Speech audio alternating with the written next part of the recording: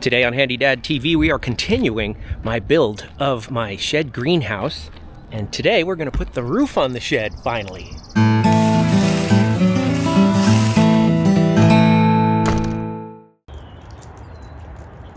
So I thought the roof was, challenging to frame. But boy, putting the roof on, as far as the shingles, it's pretty challenging too. Now the concept that I used here is called a closed valley, which means one side comes under the other side, and then this side has a nice line that covers over the other shingles. You can see it there, that nice line. And they're out of the valley itself, so all the water will roll down in both directions into the valley and off the building. That's the way it's supposed to work. See that nice valley right there? That is going to make sure all the water comes off cleanly from both sides of the roof. It looks good. And these are architectural shingles, dimensional. And with this type of shingle, you're never going to, interweave them up the ridge. So you can do that with thinner shingles, the single layer, but not with the architectural. And I went with architectural because it matches what I have on my house. But you could do it with the other ones, and it might be a little bit easier to just interweave up the ridge, but these you can't do that. Now the other thing I chose to use was this peel and stick starter strip. What I like about it is there's no seams. So normal starter strips have like a 36-inch length, and those seams sometimes conflict with the seams of the shingles. So that's why I really like the peel and stick. It's not all that sticky, depending upon how cold it is. Like right now it's spring here in New Jersey, so that's why I had to use spring clamps, because they would not stay in place while I was putting the shingles down.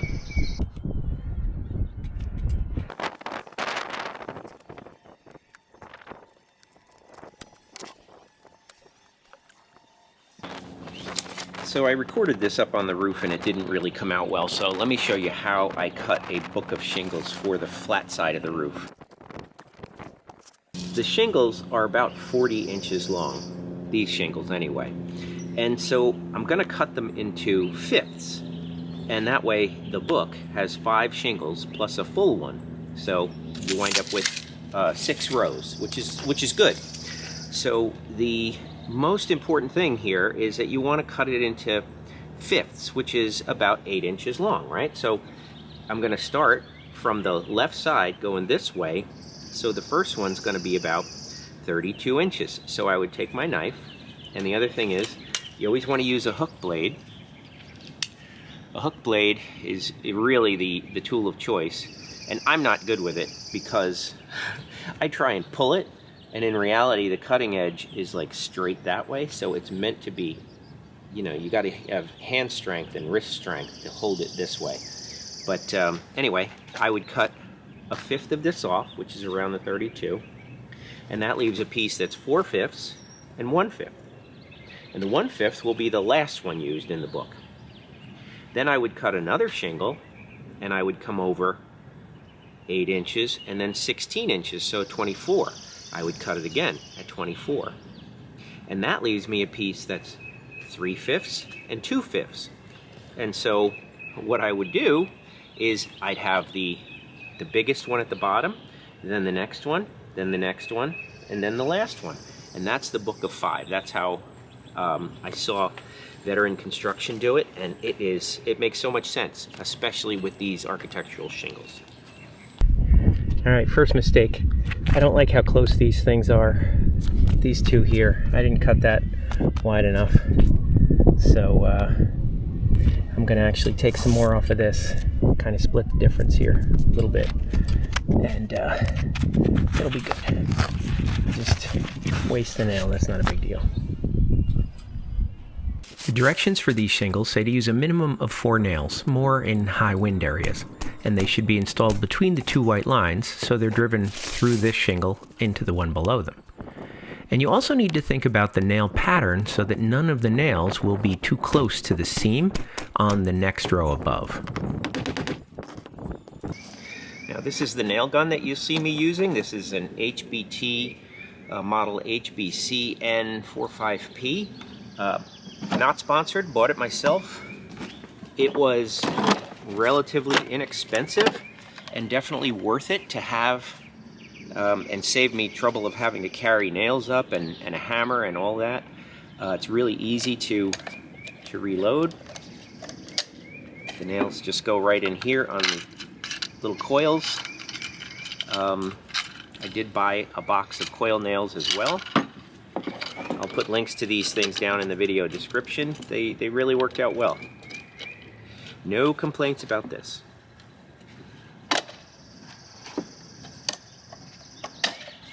And before I start my day, I'm just going to put some oil in it.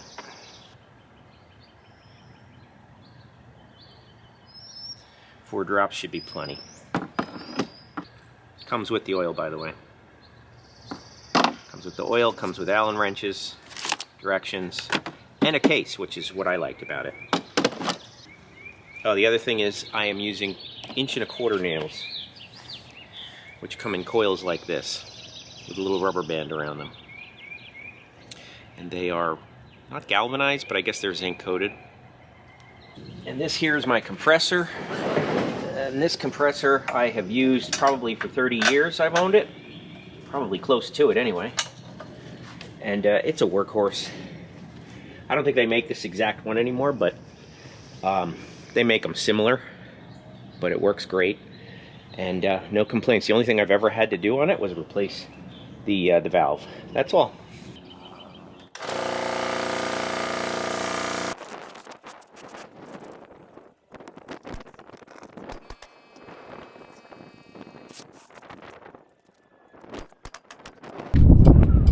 Go. All right, 5 courses done, and I'm halfway to the ridge. So it's not a very big roof, but it is pretty steep. You know, 512 is not small, and so I'm just going to keep putting shingles across and keep going. All right, second mistake. I forgot to put the starter strip on the side here on the rake. So I have to have it come meet to this so that I have a nice clean edge here. So what I did is I took out these 2 nails, and that way I could fit it under there, no problem. The other thing that I need to do is cut this. What I should have done was cut the other end of it, pull it over even where I wanted it at the edge, and then cut that end, and that way the cut edge would be in there. Just make it nice and clean, and I'd be able to see the bottom a little bit easier. But these are the things I have to deal with because I'm not a pro.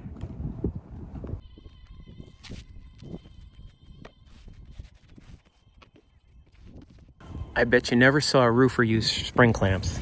Well, I'm not a roofer. And what it does is it holds it in ½ inch away from the drip edge. And that way I can peel off the backing and get it all secure. Now here you can see how I did the drip edge on the bottom first. And then I did the one coming down the gable. And I overlapped it like that. And now I just have to work on the valleys, shingling the valleys. I've never done before, but I'll put links to the videos that I watched, that good tutorials. All right, so the situation that I'm getting started with here is I've got these 2 edges. They're both ½ inch over the drip edge, as you can see. But this one is closer to the shed than this one. This one sticks out a little further, and I think it's just because of the angle of the roof. So this is the one that I'm actually going to do second. This roof here will get done second. This side will get done first. The only thing I need is more or less a starter strip going this way, and that one's going to weave under this one. These here will be kept straight by going up perpendicular to this rake here. So I'll just keep them nice and flush here with fresh edges on the outside.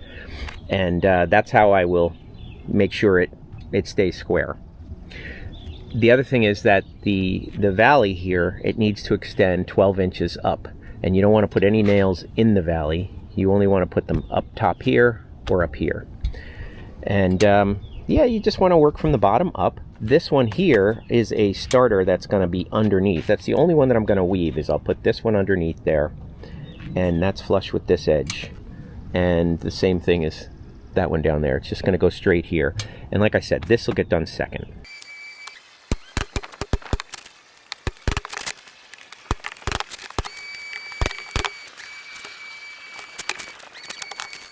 Not sure if you noticed what happened here, so let me replay it slower because this is very important.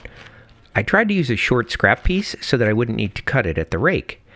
But when I brought the full shingle next to it, I noticed that a nail would be directly below the seam, and that would be prone to eventually leak. So I swapped it with a longer scrap to ensure the seam was far enough away from the nail, and that's what I chose to use.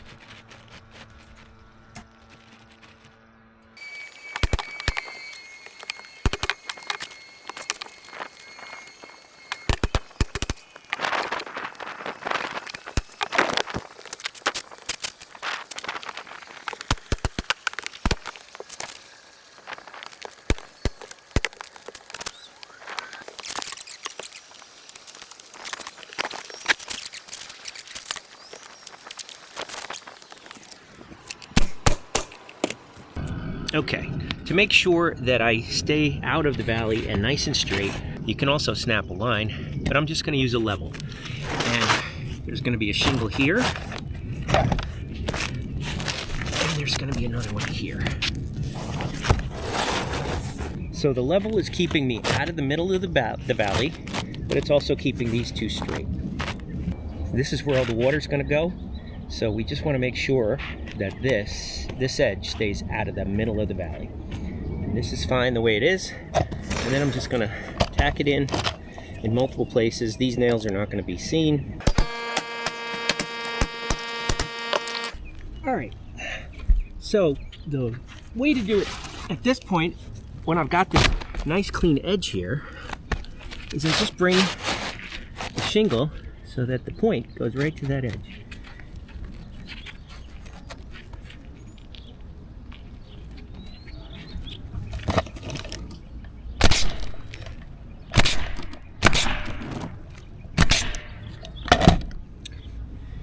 And that's it.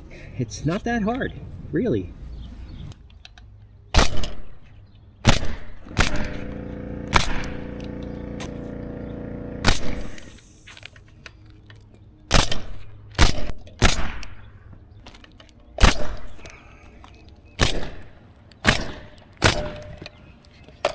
Beautiful.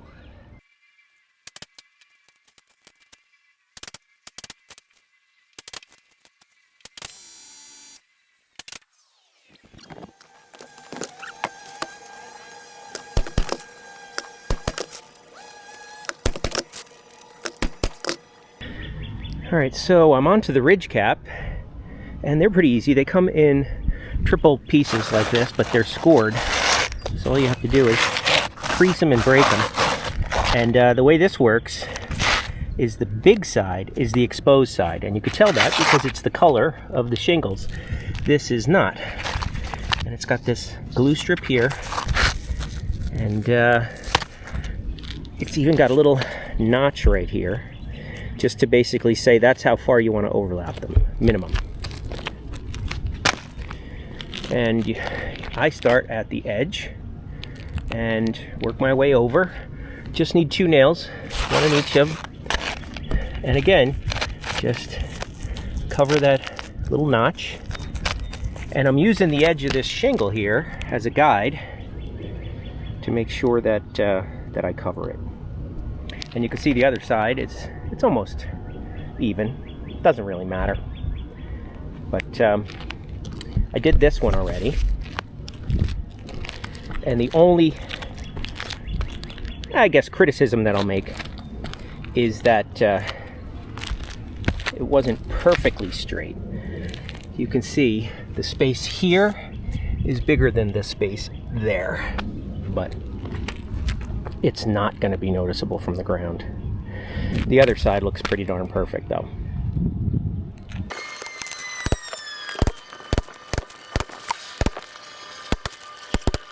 So I never see any videos on how to do the ridge cap when 2 roofs meet each other, but I just did it the best that I could figure it out. I made sure there were enough layers here and that all these exposed screws are covered. And the only bad thing is this one here is loose, which what I could do is, you know, drive a screw in here and then just, I'm gonna have to put some caulk or some, you know, silicone covering a couple of exposed nails when I get to the edge. There's always going to be somewhere that you have exposed nails. So I could very well do it here. I don't know. Could also bring it in from both sides and then just have the final one right here. Well, as an example, I used my own roof over there where you can see that it's kind of T-shaped, and so the two roofs come together. And what they did is they just brought this roof into that ridge, and then they just did across the whole ridge. And so kind of like what I did here, brought this one in and then just went across the whole thing. The only difference is I started from both ends, and so I'm left with this spot right here where I cut off the edge of that, and I'm just gonna put this on here, and it's gonna have exposed nails that I'm gonna have to caulk. And that's just common practice. There's always gonna be something exposed.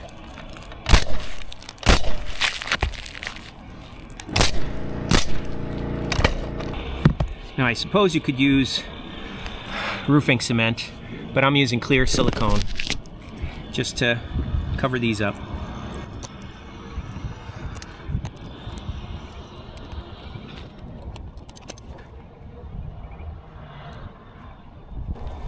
All right, so that's this. And just for good measure, I'm just gonna put some silicone under this one piece. Now I'm not worried about it because I looked at my other roof and you can see that this one will warm up in the sun and it will absolutely cover that nail. But I'm just gonna, while I've got the silicone here, I'm gonna put a dab of silicone under here just so that it doesn't blow up in the wind, and just cover up that nail, just for good measure.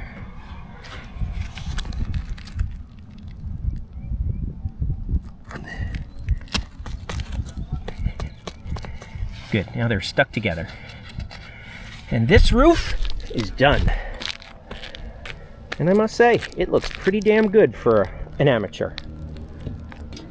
All right, if you have any questions about how to do the shingling on this roof, just leave me a comment down below and I'll see if I can answer it.